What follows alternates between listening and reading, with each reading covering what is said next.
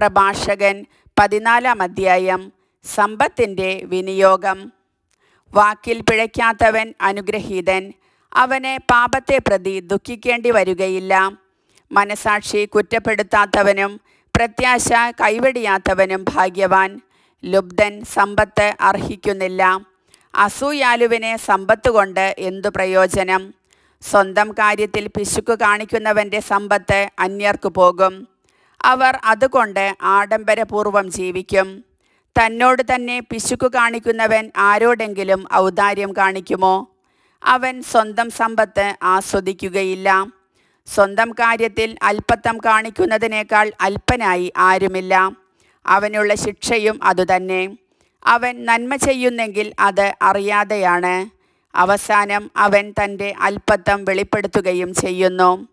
അസൂയാലുവിൻ്റെ കണ്ണ് കുടിലമാണ്.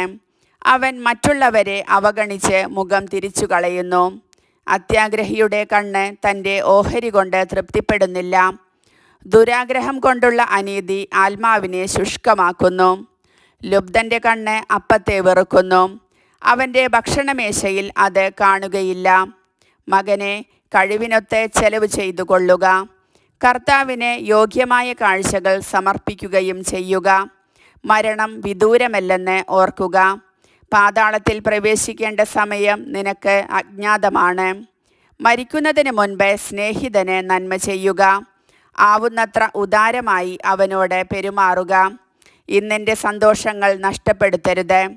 നിനക്ക് അർഹമായ സന്തോഷത്തിൻ്റെ ഓഹരി വേണ്ടെന്ന് വയ്ക്കരുത്. നിന്റെ പ്രയത്നത്തിൻ്റെ ഫലം മറ്റുള്ളവർക്ക് വിട്ടിട്ട് പോകുകയും നീ അധ്വാനിച്ച് സമ്പാദിച്ചവ അവർ പങ്കിട്ടെടുക്കുകയും ചെയ്യുകയില്ലേ? കൊണ്ടും കൊടുത്തും ജീവിതം ആസ്വദിക്കുക. പാതാളത്തിൽ സുഖം അനുഭവിക്കാൻ കഴിയുകയില്ല. ജീവനുള്ളതെല്ലാം വസ്ത്രം പോലെ ജീർണിക്കും.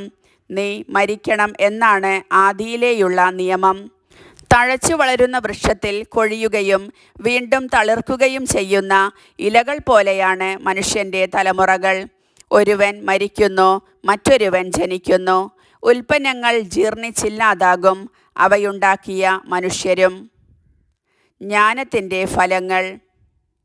ജ്ഞാനത്തിൽ മനസ്സുറപ്പിച്ച് ബുദ്ധിപൂർവം ചിന്തിക്കുന്നവൻ അനുഗ്രഹീതൻ. ജ്ഞാനത്തിൻ്റെ മാർഗങ്ങളെപ്പറ്റി മനനം ചെയ്യുന്നവൻ അവളുടെ രഹസ്യങ്ങൾ അറിയും. അവൻ ജ്ഞാനത്തെ നായാട്ടുകാരനെ പോലെ പിന്തുടരുകയും അവളുടെ വഴിയിൽ പതിയിരിക്കുകയും ചെയ്യും. അവൻ ജാലകത്തിലൂടെ എത്തിനോക്കുകയും വാതിൽക്കൽ ചെവിയോർക്കുകയും ചെയ്യും. അവൻ അവളുടെ വീട്ടിനടുത്ത് വസിക്കുന്നു.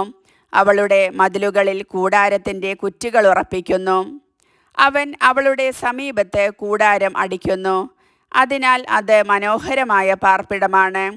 അവൻ തൻ്റെ സന്താനങ്ങളെ അവളുടെ തണലിൽ ഇരുത്തുകയും അവളുടെ ശാഖകളുടെ കീഴിൽ പാർക്കുകയും ചെയ്യുന്നു. അവൾ അവന് വെയിലിൽ തണലേകുന്നു. അവളുടെ മഹത്വത്തിൻ മധ്യേ അവൻ വസിക്കുകയും ചെയ്യുന്നു.